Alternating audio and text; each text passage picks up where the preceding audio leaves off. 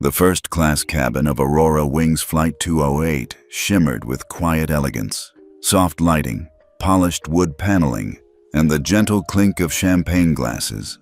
It was a red-eye from New York to London, and passengers were settling in, wrapped in luxury and entitlement.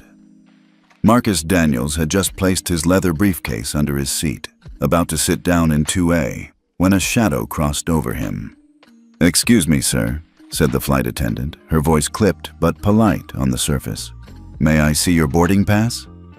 Marcus glanced up. The woman's name tag read Sophia Reed. Her smile was tight, rehearsed, the kind of smile that didn't quite reach the eyes.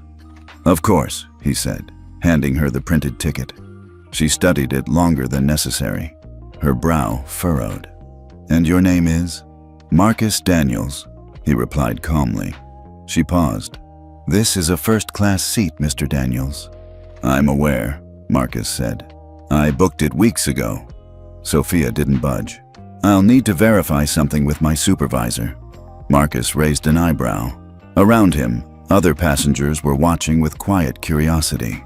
A man in 2C, a white man in a navy suit, caught Marcus's eye, smirked slightly, then looked away. Moments later, Sophia returned with a forced smile that now carried a faint edge. "There seems to be a situation with this seat. We may need to relocate you temporarily." Marcus blinked. "Relocate me? It's standard protocol when VIP passengers are boarding last minute." "I am a VIP passenger," Marcus said evenly, holding her gaze. "I paid $4,700 for this seat." Sophia's tone sharpened just a hair. "I understand, sir, but I'm asking for your cooperation." Cooperation. That word hit differently when spoken with a smile and backed by systemic bias. Marcus didn't move. Not yet. He could feel the eyes again, watching, measuring, silently wondering if he belonged. He reached into his jacket and pulled out his phone. "Here's the confirmation," he said, scrolling to his email. "Seat 2A, Aurora Wings Flight 208, booked under Marcus A. Daniels." Sophia didn't even glance at the screen. "Please stay seated. We'll be back shortly." She walked away without offering the welcome drink she'd just served to the man across the aisle. Marcus exhaled slowly, adjusting the cuff of his tailored jacket. A custom deep navy, hand-stitched, Italian wool, perfectly fitted. It didn't matter. In that moment, he wasn't a Harvard graduate, not a CEO, not a man who'd built a multi-billion-dollar firm from the ground up. He was just a black man in first class. And apparently, that was a problem.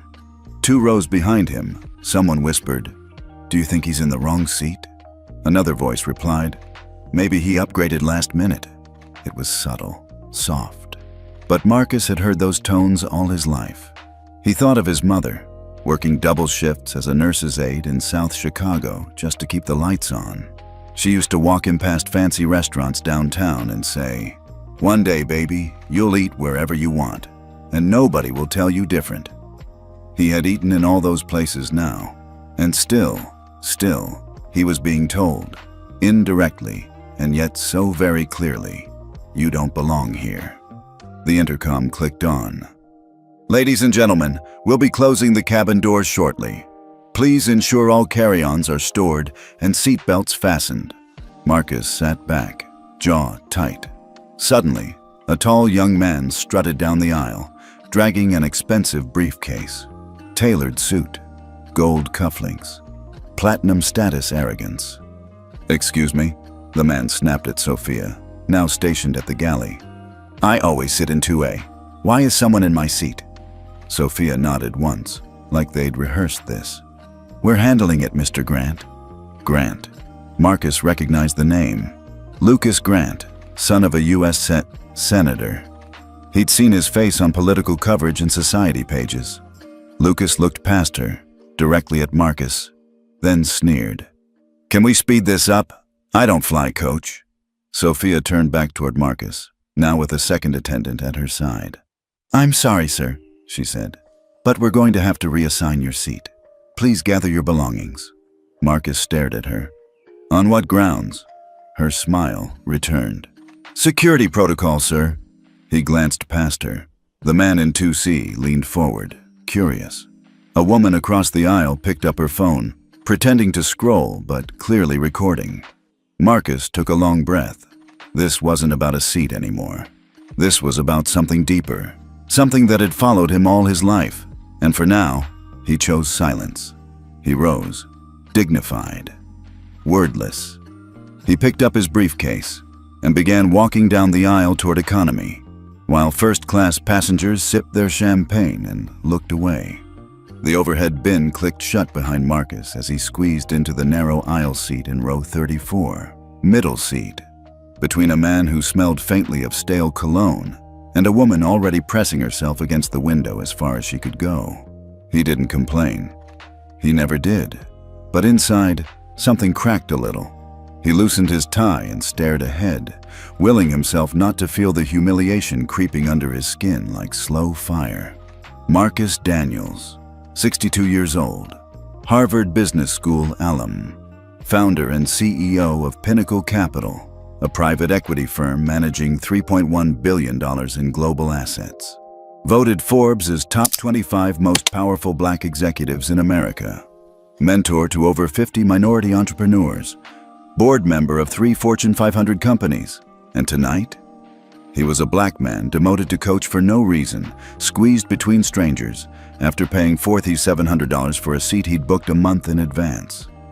The same Marcus Daniels who was flying to close a $95 million investment deal with Aurora Wings.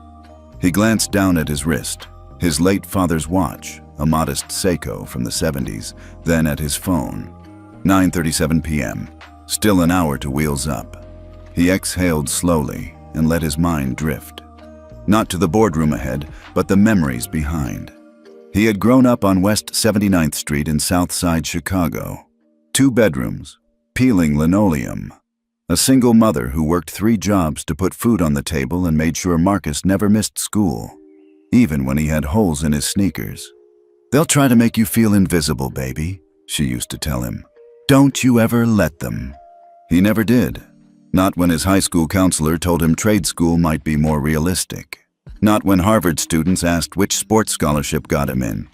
Not when a Midtown bank rejected his first business loan despite a spotless credit score and a 92-page business plan. He learned early that success as a black man in America came with 2 prices: excellence and silence. You had to be twice as good and half as loud. So he worked hard, quiet, unshakable. At Harvard, he graduated in the top 5% of his class. He didn't throw parties. He didn't chase titles. He chased impact. He started Pinnacle Capital with a single client, an old friend from undergrad who believed in him when banks didn't. 15 years later, Pinnacle was managing funds for hospitals, universities, and pension systems. He'd built a firm that was not just profitable, but principled.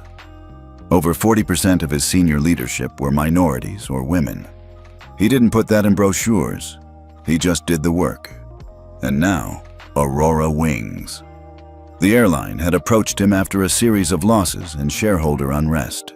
Marcus had run the numbers, reviewed their fleet performance, audited their books. He didn't just see risk, he saw transformation. He offered them a $95 million injection to modernize their aircraft, streamline operations, and improve their standing in the global market. The deal was almost done. All that was left? A face-to-face meeting in London with the Aurora board, which is why he had booked seat 2A. He'd planned to review his deck on the flight, refresh in the lounge, and walk into that meeting polished and prepared. Instead, he was sitting in a seat that didn't recline, knees crammed against the tray table, trying not to spill from a plastic cup of water. He shifted in his seat, pulling his phone from his inner pocket. One new email. Subject: confirmation. Transfer of $19,000 complete. Marcus stared at the screen. It was done. The first tranche had cleared. $19 million had just been sent to Aurora Wings' treasury account, 3 minutes before they had pulled him out of first class. The irony didn't sting. It burned. Still, he smiled. Not bitter, not angry. Strategic. Because Marcus Daniels didn't fight in the aisle of a plane. He didn't shout or make scenes. No. He documented. He waited. He watched. And when the time came, he used power the way power was meant to be used. Quietly, precisely, irrevocably. He tapped open his finance app, scrolled to the transaction, and pressed a single button. Freeze remaining balance. A small green icon appeared. Funds on hold. $76 million left. He leaned back. The tray table still jammed into his ribs, the overhead light too bright. But Marcus didn't care anymore. He had just bought himself a front row seat to the moment Aurora Wings would realize exactly who they'd kicked to the back of the plane, and it was going to be one hell of a show. Marcus Daniels had just begun reviewing the latest revenue chart on his tablet when a shadow returned over his shoulder. It was her again, Sophia Reed. Same artificial smile, same clipboard tucked under one arm. She'd already checked his boarding pass 20 minutes ago. "Sir," she said sweetly. Too sweet. "I hate to bother you again, but can I see your boarding pass one more time?" Marcus looked up slowly. "You already verified it." "Yes," she nodded. "But we've had a system update, and some assignments are out of sync." He paused, stared at her for a beat, then reached for his phone again. "Here you go," he said, pulling up his digital confirmation, clearly displaying Seat 2A, Marcus A. Daniels. Sophia didn't look at the screen for more than a second. "Thank you," she said, voice clipped, and walked off again without eye contact. Marcus noticed something then. The white man across the aisle, Seat 2C, had not once been asked for his ticket. In fact, he was now sipping whiskey from a glass tumbler, reading The Economist. Nobody asked him twice. He looked up, caught Marcus's eye, and gave a little shrug. Equal parts apology and indifference. That was always how it went. It wasn't just that Marcus had to prove he belonged. It was that others never had to. 5 minutes passed. Then another flight attendant, male, younger, name tag reading Tim, approached. "Sir," he said nervously, "I'm so sorry to ask, but there seems to be a glitch in our manifest. Could I take a quick look at your boarding pass?" Marcus blinked. "Again?" I know, Tim said quickly. "This is just something from operations. It'll only take a second." Marcus kept his expression neutral. He'd worked in high-stakes rooms long enough to know when something was being orchestrated. And this wasn't a glitch. This was a pattern. He pulled up his boarding pass once more. Tim glanced at it, nodded awkwardly, and left. It wasn't the first time Marcus had been questioned. He remembered his first business class upgrade at 29, back when his suits didn't fit as well and his confidence hadn't yet hardened into armor. The gate agent that day had scanned his ticket, looked him up and down, and asked, "Is this really yours?" He remembered the country club event 5 years ago, where a hostess mistook him for the valet. He remembered them all. And the thing that never changed? The looks, the calculated doubt in people's eyes, the unspoken math running through their heads as they tried to reconcile his skin with his seat. And he remembered what his mother told him once, when he was 14 and got followed around in a department store. "They won't always call you the N-word, baby. Sometimes they'll just ask for your receipt 5 times. Marcus leaned back in his chair, watching the cabin fill in slowly. One by one, passengers entered, took their seats, slipped into the hush of first-class routine. And then he saw him. Lucas Grant, mid-30s, slick hair, expensive-looking duffel bag slung over one shoulder, wearing entitlement like cologne.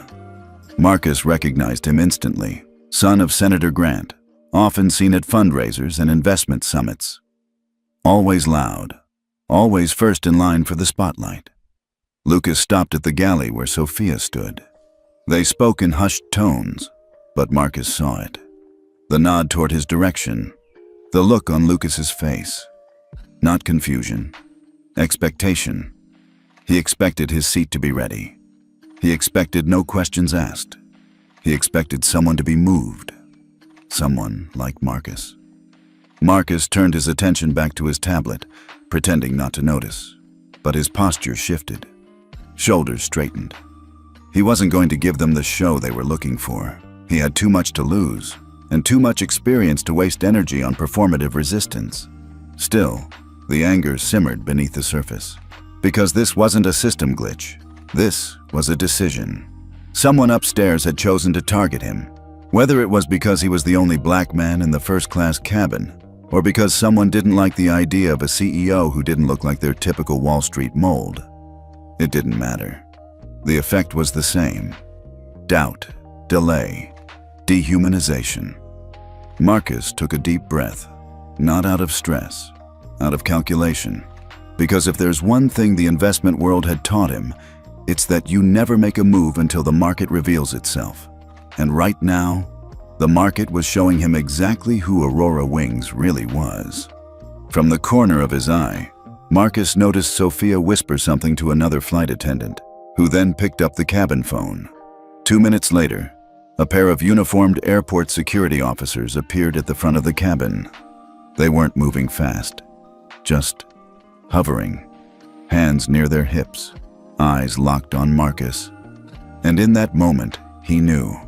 They weren't just trying to move him, they were trying to provoke him. In the galley at the front of the first-class cabin, the lights were dimmed low, but the tension buzzed brighter than any overhead panel. Nathan Caldwell stood with his arms crossed, leaning against the curved wall like he owned it. Technically, he didn't. But as vice president of in-flight operations for Aurora Wings, Nathan was the kind of man who moved like rules bent for him. He didn't wear a name tag. He didn't need to. Everyone on the crew knew who he was, and more importantly, who backed him. Sophia Reed, the flight attendant who'd questioned Marcus twice already, stood across from him, clipboard clutched tight to her chest. Nathan kept his voice low, but his tone was sharper than the steel coffee pot between them. "Seat 2A, he said. "We've got a VIP boarding late. Lucas Grant." Sophia hesitated. "It's already occupied. Marcus Daniels, he—" "I know who he is." Nathan cut her off, his smile cold. "I looked him up when his name pinged in the system." She frowned. "He's a first-class passenger, fully ticketed." Nathan leaned closer, voice a notch quieter, a notch meaner. "Look, I don't care if the guy's the Pope of Wall Street. He's not the kind we want sitting next to Lucas. He's already pulling eyes from other passengers. Don't make this messy. Just find a reason." Sophia swallowed. "Sir, with all due respect—" "Find a reason," Nathan repeated, each word a pin pushed into her spine. "We're not asking him to leave the plane. Just move. And I want it handled before the door closes." He straightened his blazer, adjusted his cufflinks, and stepped back into the shadows of the galley as Sophia returned to the cabin, visibly unsettled. Marcus watched her coming before she even spoke. He could read her expression now. She wasn't just following policy. She was following orders. Sophia paused beside his seat. "Sir," she began carefully, "we've double-booked this seat in the system. We'd like to ask for your cooperation in relocating, just temporarily." Marcus set down his tablet slowly, his eyes never leaving hers. "Temporarily?" She nodded, nervously. "We'll provide compensation, a voucher for future travel. There's also a seat open in economy." He glanced to the side. Seat 3C sat empty. He pointed at it. "That one's unoccupied." Sophia hesitated. "That seat is reserved." "For whom?" Before she could answer, a voice came from behind her. "Because some of us actually belong in first class." Marcus turned. Lucas Grant, the smug smile, the designer briefcase, the practiced entitlement. He stood over them like royalty, waiting for his throne to clear. Sophia stepped aside as if rehearsed. Lucas slid past her and tossed his briefcase onto the empty seat nearby. Marcus didn't move. "I belong exactly where my boarding pass says I do," he said calmly, voice even. At that moment, another uniformed figure appeared. this time with a small lapel pin that read Cabin Supervisor. "Is there a problem here?" she asked. Lucas jumped in before anyone else could speak. "Yes, I need my seat, and this gentleman is being difficult." The supervisor didn't even look at Marcus, just turned to Sophia. "Is this passenger refusing a reassignment?" Marcus's eyebrows lifted. "Refusing? I've shown my boarding pass 3 times. I'm seated in 2A, which I booked, paid for, and confirmed." The supervisor frowned. "This is now a matter of operational necessity, sir. I'm going to ask you to move. Cooperatively." Marcus felt his jaw tighten. "Operational necessity," he repeated slowly. "Is that code for something? Because there's a seat available right over there." The supervisor didn't answer. Lucas smirked. Nathan Caldwell stepped into view then, hands in his pockets, smile like ice. He didn't introduce himself. "Sir," he said smoothly, "we can make this difficult or simple. Your choice." That wasn't a request, it was a threat. Marcus stayed still. "I'd like to speak with the captain," he said. Nathan's smile vanished. "The captain is preparing for departure. This is a cabin matter now. Security will assist if needed."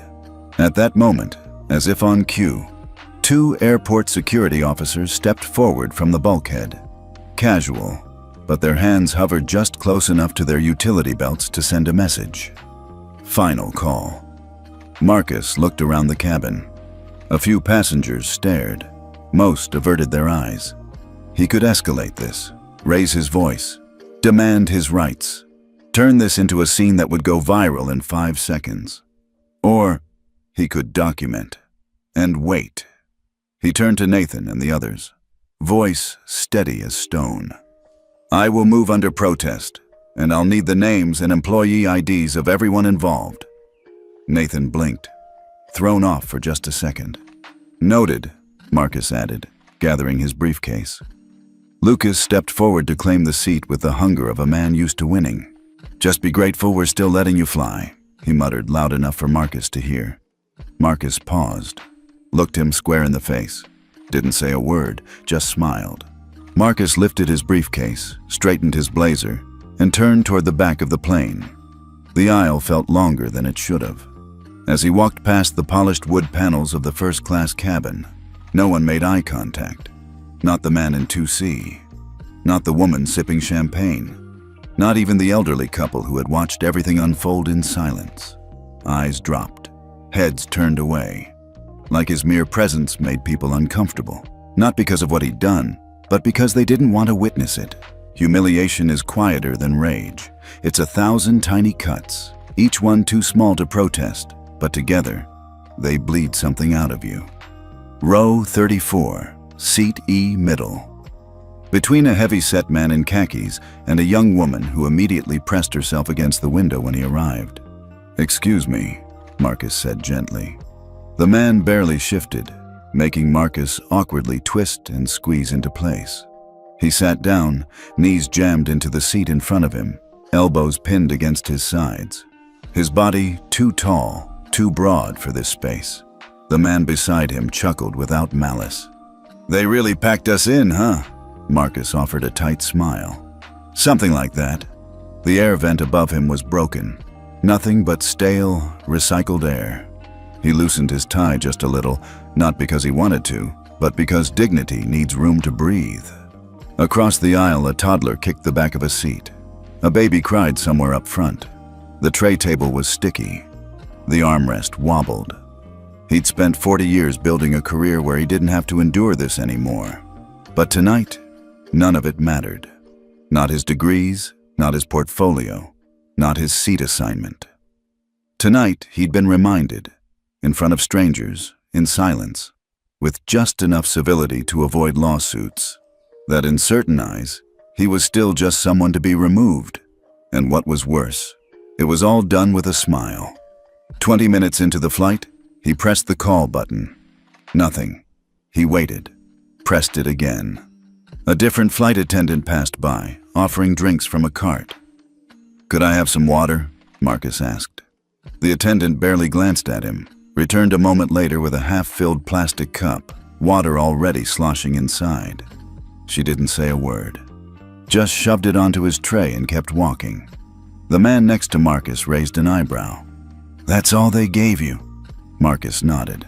"Huh," the man said, looking at his own full can of Coke, still unopened. "Weird." Marcus didn't respond. He sipped the water. It tasted like metal and something else. Disrespect. When he finally reached for his tablet to resume reviewing his pitch deck, he realized the Wi-Fi was too weak to download the files. He tapped, refreshed, waited. Nothing.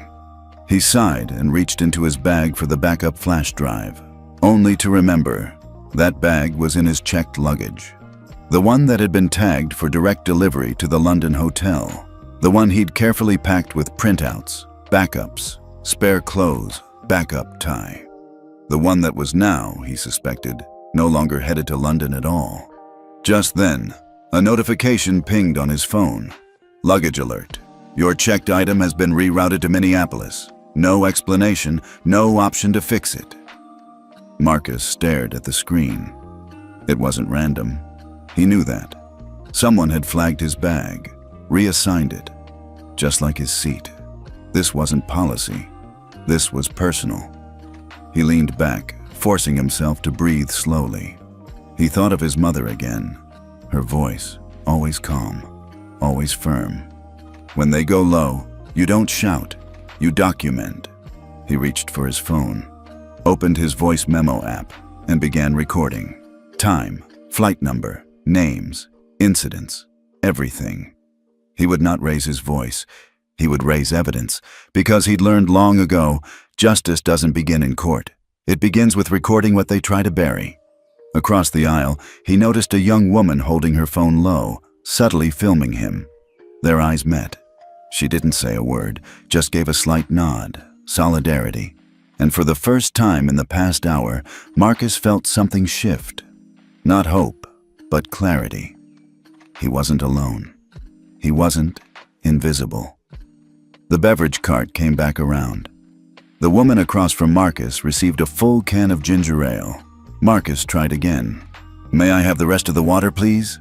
The attendant turned, annoyed. "That's all we have available right now, sir." The man beside Marcus pointed. "You just gave that guy a full can." The attendant shrugged. "I can come back if we have extra," she muttered, then pushed the cart forward. Marcus didn't move, didn't blink, just made a note. Another one, another cut, another line in the ledger. By the time the plane reached cruising altitude, Marcus Daniels had logged 7 separate acts of discriminatory treatment. 3 subtle, 4 blatant. He had receipts, he had video, and he had clarity. They thought they were taking a seat from a man, but what they'd really done was hand the most powerful person on that flight a reason, and that, they'd learn, was a mistake. The cabin lights had dimmed. Marcus sat motionless in 34E, surrounded by the soft hum of jet engines and the quiet snores of passengers who had no idea what had just happened, or who he was. He didn't need them to know. Let them sleep. Let them sip their ginger ale and watch their bad rom-coms and pat themselves on the back for being decent travelers who stayed out of it. He didn't need justice from strangers. He needed leverage. The phone in his hand vibrated gently. One notification, plain and silent. $19,000 transfer complete. Aurora Wings Holdings. He stared at it for a full 5 seconds. 19 million. Cleared. Gone from Pinnacle's account. Now sitting, comfortably, confidently, in the account of the very airline that had just relegated him to row 34 without blinking. Marcus let out a breath. There it was. The clean, corporate hypocrisy of it all. He'd wired the money 2 hours before the flight. A gesture of goodwill. A sign of confidence. An investor saying, "I believe in your company. I believe in this deal." And what had he received in return? Humiliation. Public, calculated, efficient. He didn't even get a glass of water. He opened the finance dashboard on his phone. Thumbprint login. Encrypted cloud sync. A familiar green and white interface popped up. Pinnacle Capital, Authorized transactions. He tapped into the Aurora folder. The scheduled investment, 19 mm. Initial payment cleared $76, frozen until board ratification 95 mm total. Marcus stared at the remaining line item. $76 million. Still sitting and holding. Still under his control. He leaned back in the stiff economy seat, knees still jammed against the tray, and tapped one button. Freeze remaining balance. The app asked for confirmation. He didn't hesitate. Confirm. A loading wheel spun for 2 seconds. Then, funds successfully frozen. He smiled. Small, quiet, but real. They'd taken his seat. They'd played their game. Now he was playing his. He minimized the app and opened his photo gallery. 5 videos, 3 still images. Each one showed a different angle of the confrontation. Some from behind, some from the side. One from across the cabin, perfectly capturing the moment Sophia had said, "Sir, you need to move or we'll call security." He hit Save to Secure folder, then opened voice memos. He replayed the last few minutes. "Security will assist if needed. Just be grateful we're still letting you fly. I'll move under protest." His own voice, calm, steady. It was all there. The evidence. Not rage, not chaos. Just the undeniable record of discrimination disguised as protocol. Marcus closed his eyes for a moment. The glow of the tablet screen still faint beneath the seat in front of him. He thought of Aurora's CEO, Walter Kingston, the man who had courted him for months. Dinners, golf invitations, handwritten thank you cards. Walter had said all the right things about inclusion and modernizing the brand. But the moment Marcus stepped on that plane, Aurora Wings had shown him exactly what kind of company they still were. What mattered more than money was appearance, comfort, control. And no amount of shareholder equity would change a corporate culture that had never expected a black man to be the one holding the pen at the deal table. Not unless he forced their hand. Another notification buzzed on screen. A message from Aisha, Pinnacle's COO. London car confirmed. Aurora board still expects you at 10 a.m. Want to proceed? Marcus typed back, "Proceed as planned. We'll explain in person." She replied instantly. "Understood. You okay?" He stared at the message for a long moment before typing, "Focused." And he was, more than ever. An hour later, the beverage cart returned. A new attendant this time, older, Latino, quiet. He looked down at Marcus and did a slight double take. "You're Marcus Daniels?" Marcus didn't blink. "I am." The man's face softened. "I read your piece in Harvard Business Quarterly last year about ethical capital. That stayed with me." Marcus offered a faint nod. "Appreciate that." The attendant reached into the cart, pulled out a glass, not plastic, poured him a full club soda and lime, first-class standard. Set it down gently on Marcus's tray, then walked away. It wasn't much, but it was something. A small reminder. The world saw him. Some part of it anyway. And soon, all of it would. The cabin lights flickered once, then dimmed into soft blue. Most passengers had fallen asleep. Marcus Daniels hadn't closed his eyes. He wasn't tired. He was processing. The freeze on the remaining $76 million had been set. His audio memos were backed up to 3 secure servers. The photos, the footage, the receipts, they were all locked and logged. But what he didn't expect, sitting there in 34E, was how fast the outside world would catch on. His phone buzzed. "At Flight Truth. Now just tagged you in a video. 87K views." He clicked. The thumbnail alone made his stomach twist. A wide shot from seat 3B, capturing Marcus standing in first class with Sophia pointing toward the back. The caption read, "Black man removed from first class while white passenger gets VIP seat. What year is this?" The video wasn't dramatic. No yelling, no chaos. Just silence. The kind that screamed louder than shouting ever could. He scrolled through the comments. He paid for 2A. They kicked him out for that guy? This looks like some 1963 energy, not 2023. This is why we document everything. Another ping. At Corporate Karma reposted the video, 342K views. Then another. Black CEO removed from seat he paid for. Aurora Wings, you have some explaining to do. Marcus didn't smile. He didn't nod. He just kept scrolling. An email popped up from Janine, his head of PR. Subject: You're trending, Marcus. We've got 6 different angles of the incident circulating. Passengers are posting their clips, all time-stamped, all consistent. Hatch Seat 2A is trending. So is Haj Marcus Daniels. Dozens of people are defending you. Dozens more are tagging Aurora Wings demanding answers. This may hit national news by morning. He set the phone down for a moment and stared ahead. It wasn't like him to go viral.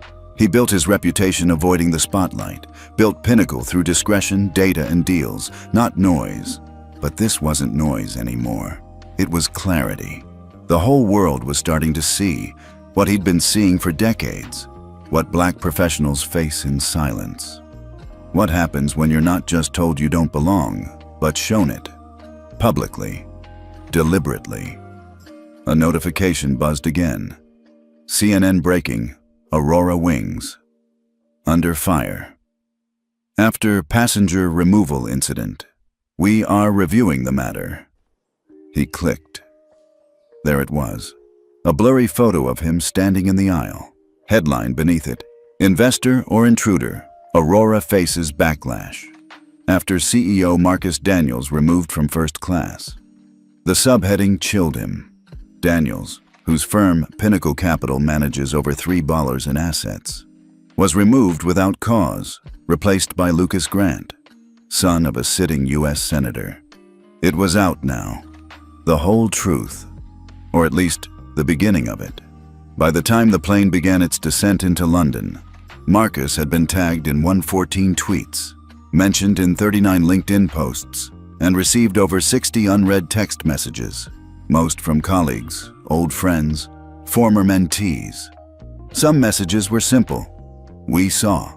Standing with you. Whatever you need. Others were raw. Same thing happened to me in Houston last year. They said my seat was double booked. I've never spoken up until now, but seeing you take it like that, I feel seen.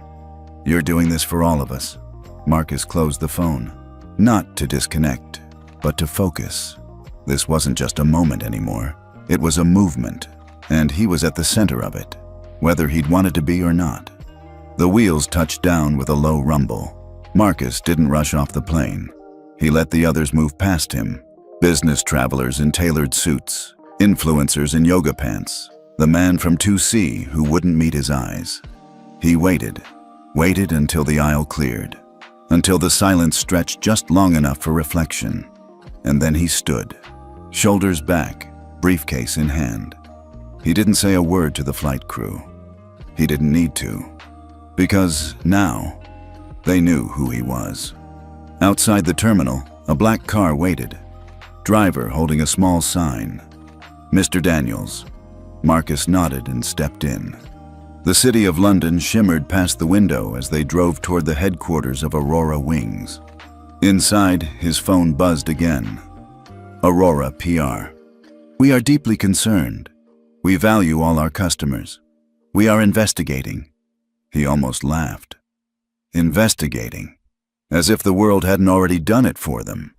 Inside his inbox was a final message from his assistant, waiting like a loaded gun. Board meeting confirmed at 10 a.m.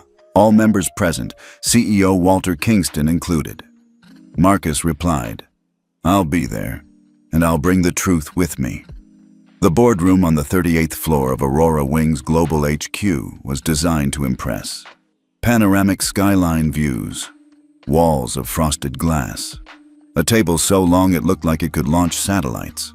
But this morning no one was impressed, not with themselves, not with each other, and certainly not with the man who had just walked into the room, Marcus Daniels. He was calm, impeccably dressed in a dark navy suit, crisp white shirt, and a tie the color of midnight. His expression unreadable, but his presence undeniable. CEO Walter Kingston rose from his seat first. "Mr. Daniels," he began, voice too bright for the tension in the room. "So glad you made it in this morning." Marcus gave a slow nod. "No thanks to your flight crew," he said evenly, his voice landing like a pin dropped in church. There was a flicker of confusion across several faces, a rustle of movement. Someone cleared their throat. Kingston's smile thinned. "Yes, we've heard there was a situation on the flight. Rest assured, we're looking into it." "Are you?" Marcus said.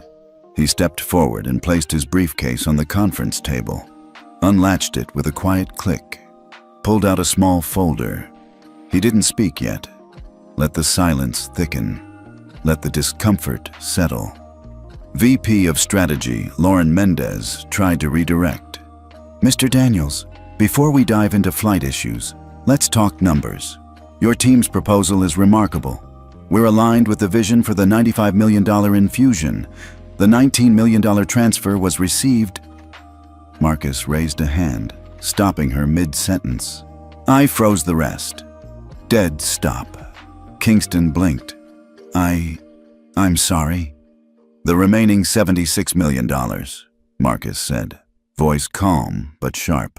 "Frozen, as of last night." "On what grounds?" CFO Charles Day blurted. "That's already been structured into our Q3 liquidity assumptions." "Then maybe," Marcus said, "you shouldn't have allowed your VP of in-flight ops to personally order my removal from the seat I paid for." Another silence. This one heavier, more charged. Kingston opened his mouth, then closed it again. Marcus placed a printed photo on the table. Him, standing in first class, being pointed toward the back. Dozens of cameras had captured it. He let the board look at it, let them see the posture, the disrespect, the optics.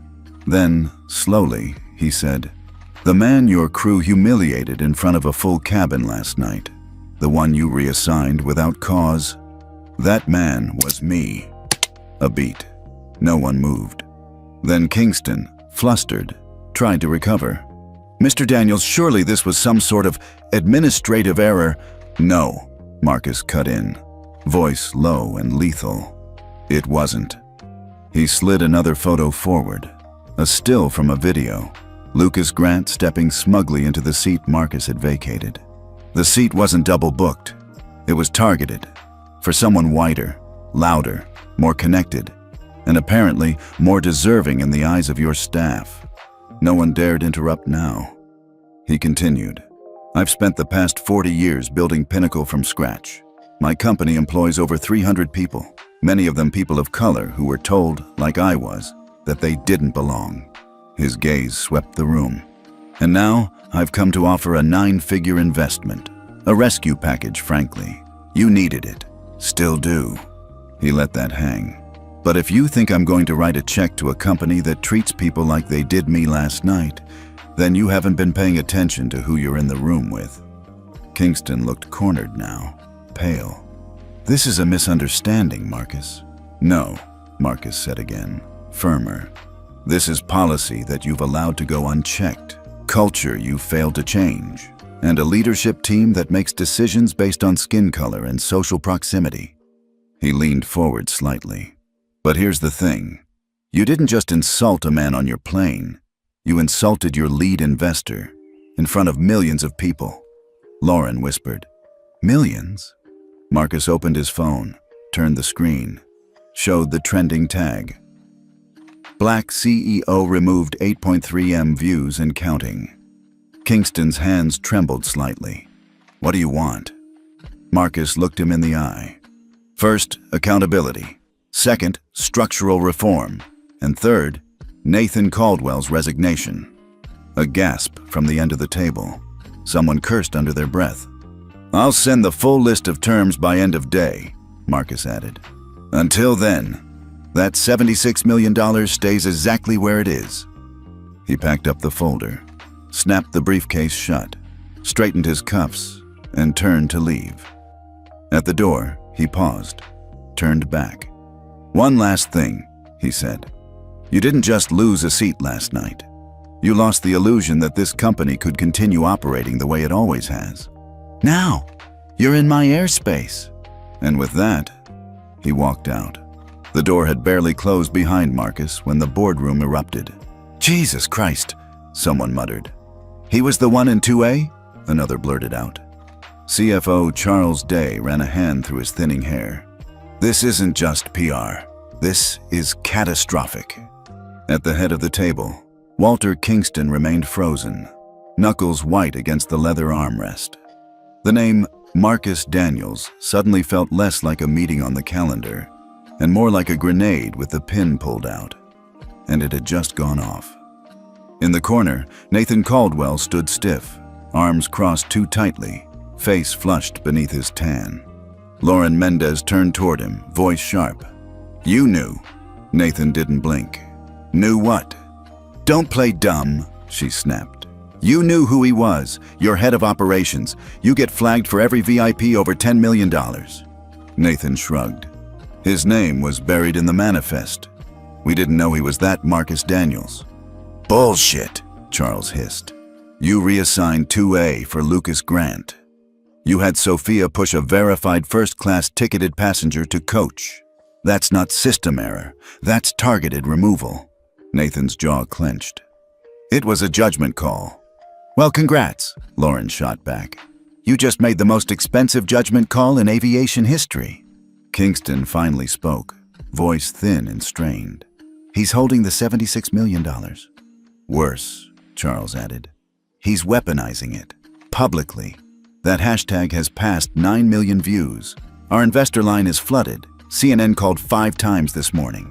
Lauren paced now, heels clicking on the hardwood.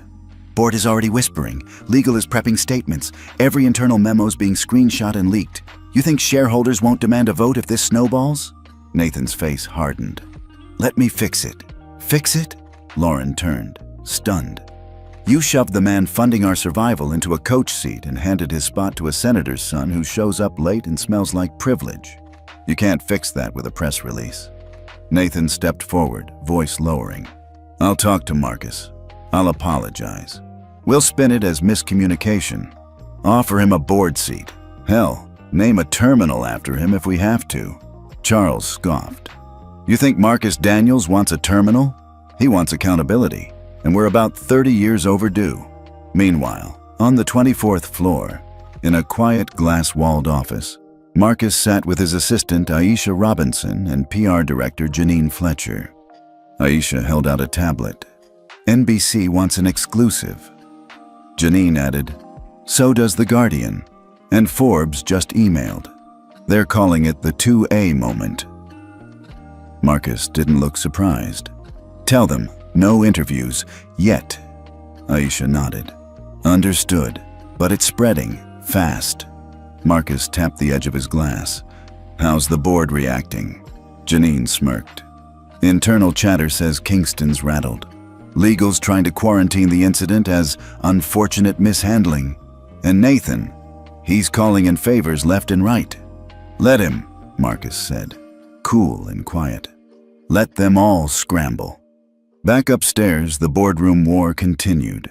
Nathan turned to Kingston now. "You need to back me up. This is spiraling, and Daniels is manipulating the narrative." Kingston didn't respond immediately.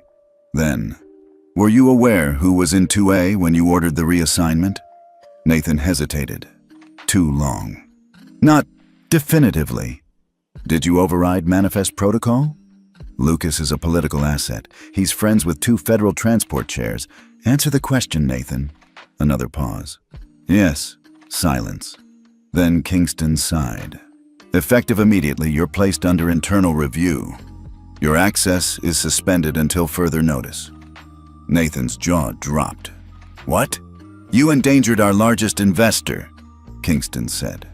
"And now our stock is sliding faster than our planes can take off." Back in Marcus's office, Aisha handed him a fresh document. "This just came in from Aurora's counsel. They're proposing a closed-door apology and a revised investment structure." Marcus read it, smiled, just barely.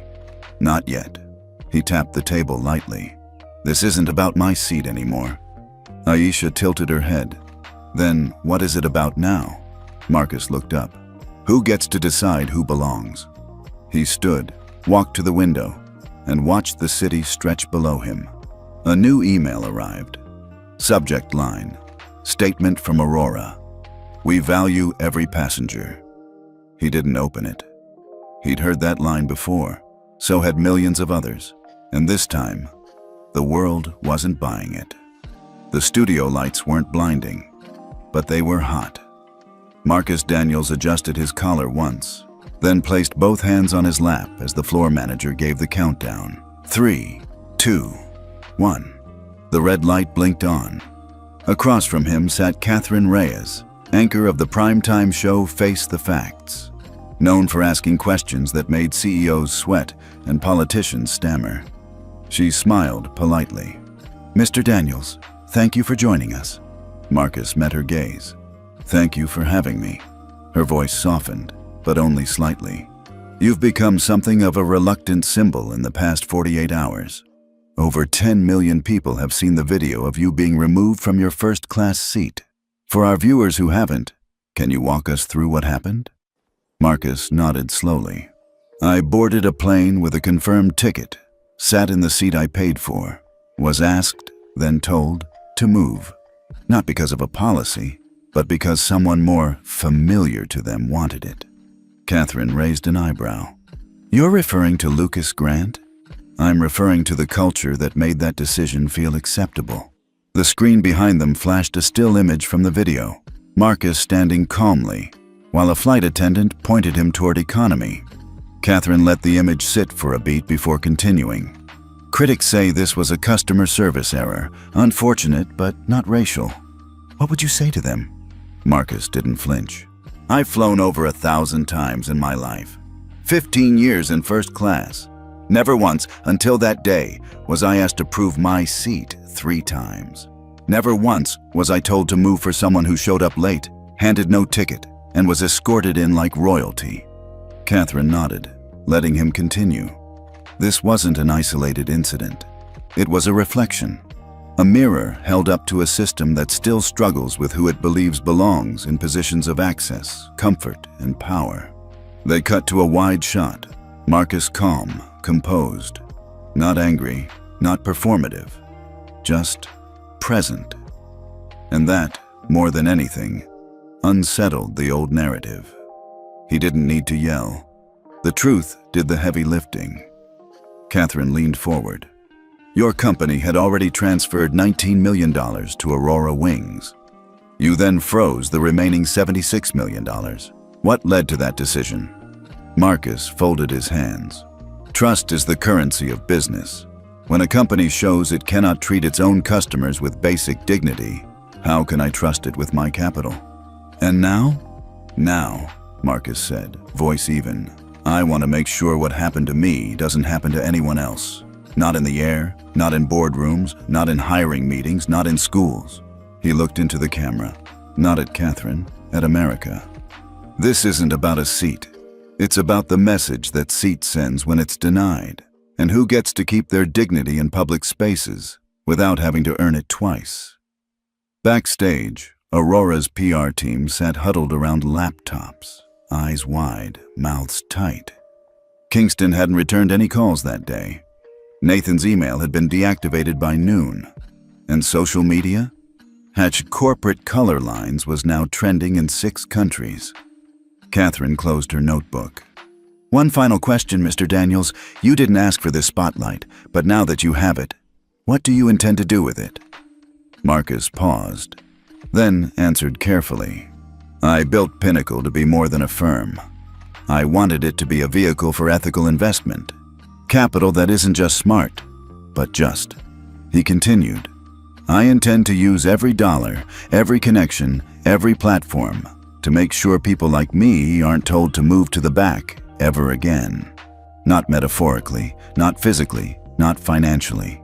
The screen faded to black. The segment was over, but the conversation just beginning. An hour later, the interview had been clipped and shared across every major platform. Celebrities reposted it. Civil rights organizations issued statements of support. Former Aurora passengers began sharing their own stories, some eerily similar to Marcus's. A chorus was forming. One voice had become many. Back in his hotel suite, Marcus took off his tie, laid it gently across the back of the chair, and exhaled deeply. He didn't smile. He didn't celebrate. He just stood still, letting the weight of it all settle. In the silence, his phone buzzed one more time. A message from Aisha.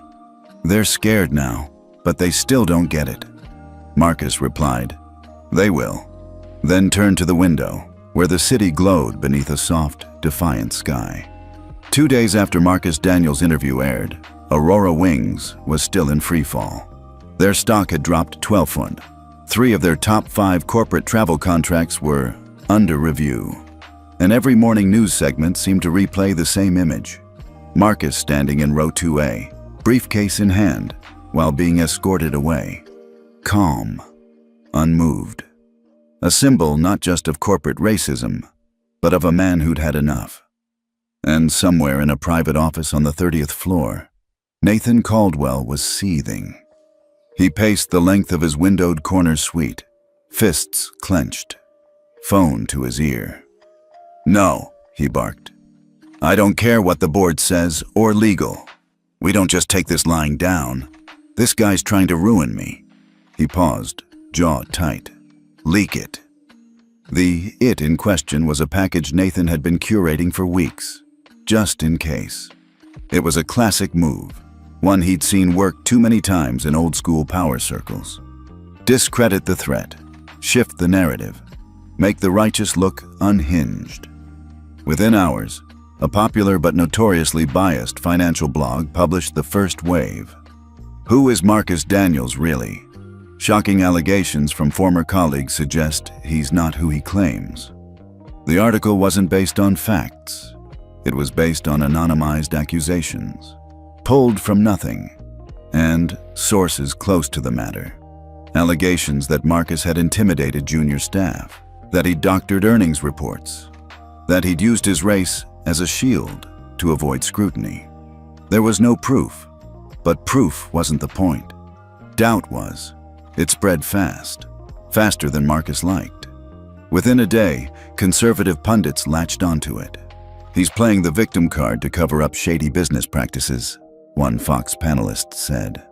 Another added, "We've seen this before, people leveraging identity politics to silence accountability." Some even suggested that Pinnacle's capital wasn't real, that Marcus was using the Aurora scandal as a distraction from looming bankruptcy. Hashtags flipped. Hashtag Black CEO Removed was now competing with Daniels Deception and Truth Over Tears. On social media, the algorithm had no morality, only momentum. Inside Pinnacle's New York office, the tension was palpable. Aisha Robinson, Marcus's COO, dropped the latest printouts on the conference room table. "We've lost 4 mid-tier investor meetings. One bank has pulled out of our pending credit line review." Marcus glanced at the headlines. He didn't flinch. "We expected this," he said. James Chen, the general counsel, spoke next.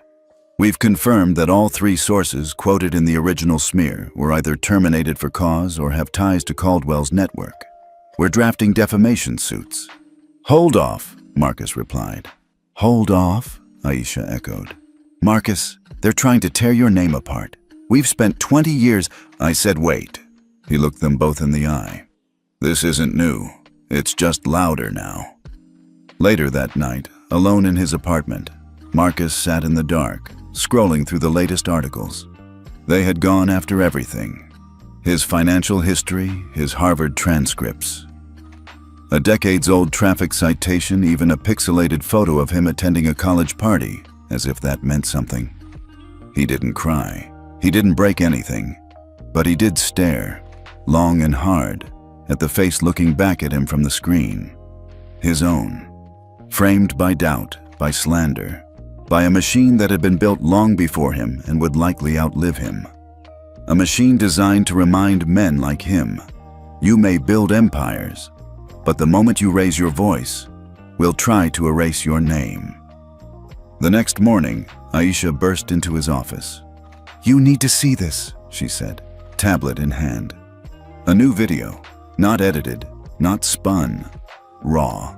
It had been posted by a college student who had sat across the aisle from Marcus during that infamous flight. The video showed Marcus calmly explaining that he had a confirmed seat. It showed Sophia Reed, the flight attendant, avoiding eye contact. It showed Lucas Grant smirking, being escorted in like a prince. The video was quiet, but undeniable. In contrast to the noise of opinion, it was evidence, real, unshakable. It hit 1 million views in 3 hours, then 5, then 10. By noon, another blow landed, this time from inside Aurora. An anonymous whistleblower, verified as a mid-level manager, leaked internal emails. Nathan Caldwell personally requesting additional scrutiny for certain passengers who generate unwanted attention. One email even referenced Marcus by name, a week before the flight. That night, CNN ran a segment titled, "Smear Campaign Backfires.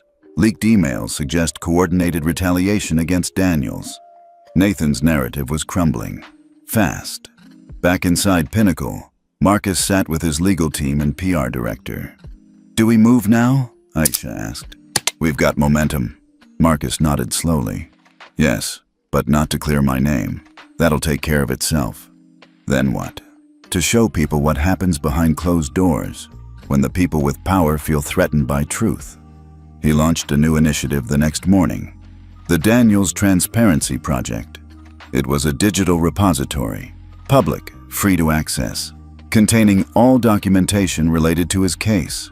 Full footage, internal emails, his frozen investment records, annotated timelines, employee testimonies. He wasn't just telling people what happened, he was showing them in full daylight. The public reacted fast. Corporate watchdogs praised the move. Young professionals called it a masterclass in how to fight back without selling your soul. Civil rights groups shared it as a blueprint.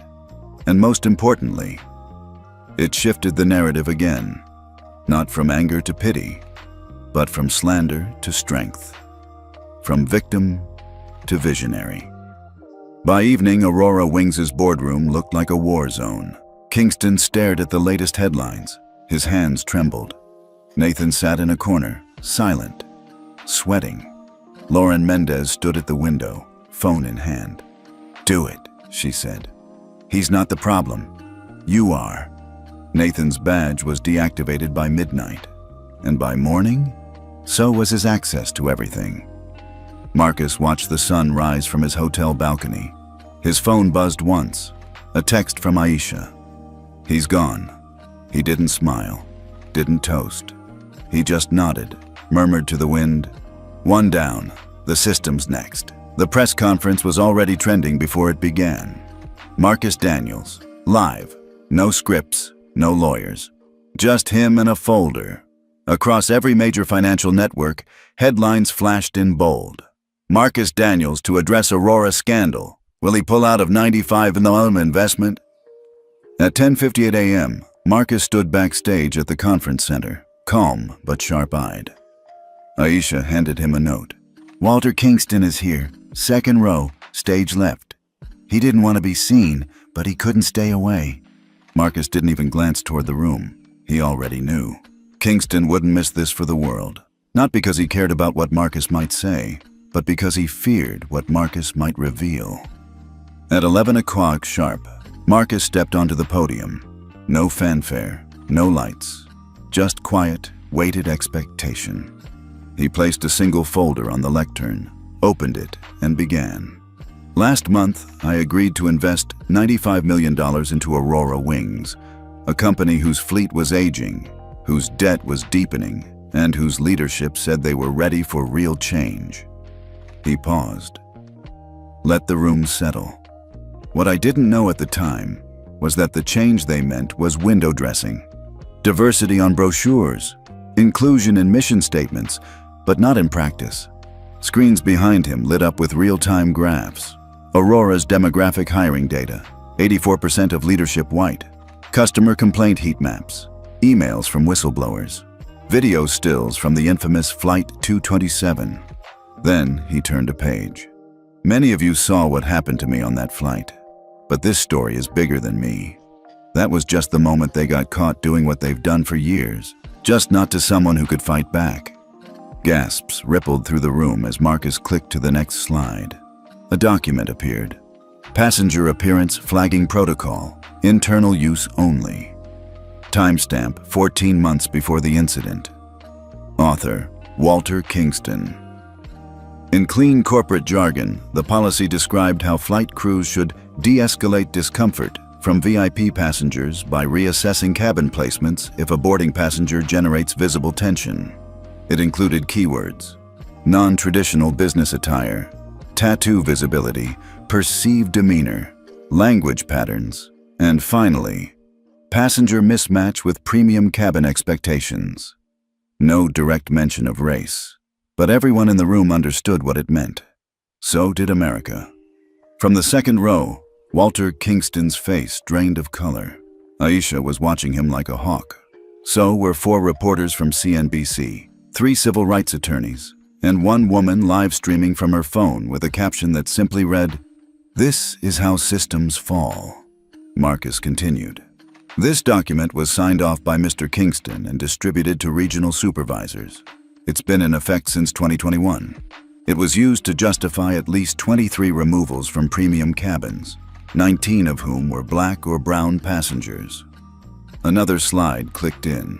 This one, a spreadsheet. Case IDs, dates, routes, names, reasons for reassignment. And in the final column, resolution, discretionary adjustment, no public report. The room was silent. You could hear reporters scribbling. You could hear Kingston's career cracking like glass beneath a slow, deliberate heel. Marcus closed the folder, then looked up. They call this customer service. I call it what it is. Institutionalized bias, masked as protocol. Executed quietly, routinely, until one day, they pushed the wrong man into the wrong row. He stepped back from the mic. And now, they're going to answer for it. By 1 p.m., the footage had gone global. 23 major publications ran versions of the same headline. CEO tied to passenger discrimination policy exposed by investor live on air. By 3:02 p.m., Aurora's board had called an emergency session. By 4:00 p.m., Walter Kingston had voluntarily stepped aside pending review. And by sundown, Marcus Daniels was no longer just the man removed from 2A. He was the man who removed a CEO. That night, Aisha, Janine, and James joined Marcus in his suite. The lights were off, phones face down, champagne unopened. They sat in silence for a while, the city of London blinking outside the window. Then James finally asked what they were all thinking. "Do we walk away?" Marcus didn't answer immediately. Instead, he picked up a piece of paper from the table, Aurora's new proposal. It offered full public apology, permanent diversity oversight board with 2 Pinnacle appointees, compensation fund for all 23 displaced passengers, immediate CEO transition, new contract valuing Pinnacle's equity stake at $150, up from $95, he set it down. "Not yet," Marcus said. "We're not finished." The next morning, he called Heather Stevens, the flight attendant who had slipped him the first internal memo weeks earlier. "Ready?" he asked. Her voice trembled, but it was steady. "Yes." That night, 60 Minutes aired a special. Skylines and color lines, inside the culture of discrimination at 30,000 feet. Marcus sat beside Heather in the final segment. She described the training, the whispered orders, the day she was told to clean up the optics in row 2. "I knew it wasn't right," she said, "but I also knew if I didn't follow it, I'd be the one grounded." Marcus turned to her on camera. "You're not grounded anymore."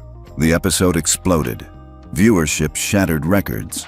Donations poured into an employee legal defense fund for airline whistleblowers. And finally, Aurora's remaining holdouts folded. 3 days later, Marcus returned to the very headquarters where he'd once been ignored in the lobby. This time, the receptionist stood up before he reached the desk. "Mr. Daniels," she said warmly, "the boardroom is ready for you." And for the first time in company history, so was the truth. The elevator doors opened with a soft chime. Marcus Daniels stepped into the 38th floor boardroom of Aurora Wings for the final time. Not as a guest, but as a condition. The faces around the table were different now, more diverse, more alert, more aware. Sandra Reeves, interim CEO, greeted him with a quiet nod. "Thank you for returning." Marcus sat, his presence alone enough to make the room sit straighter. He pulled out the new contract, not the one from weeks ago. This one bore his signature, but only after every clause of transformation had been met. Aurora's board expanded to include 4 new seats, 2 held by Pinnacle, 2 reserved for civil rights and ethics representatives. A $20 million compensation fund established for past passengers wrongfully removed. Mandatory independent audits on hiring, promotion, and customer treatment. And above all, the creation of a permanent, enforceable passenger bill of dignity. Sandra looked at him. "This isn't just a deal anymore, is it?" "No," Marcus said. "It's a mirror." She blinked. "A mirror?" He nodded. "To every company that ever thought a seat, a smile, or a press release could cover for bias, this makes it clear those days are over." As the board signed the agreement, Marcus rose quietly and walked to the window. The city below pulsed with motion. Planes rose, lights flickered, buildings climbed. But somewhere out there, someone was watching. Some kid who looked like him at 16. Some woman who'd been told her resume didn't fit the culture. Some family rerouted to the back of the plane while their name was pronounced wrong again. He didn't need to know their names. He just needed to leave the door wider than he found it. Back downstairs, a young receptionist approached him, eyes bright. "Sir, I just wanted to say thank you for everything." Marcus smiled, warm but tired. "Don't thank me yet," he said. "Help me keep the pressure on." Then he walked out. No camera crews, no headlines, just one man reclaiming airspace for everyone.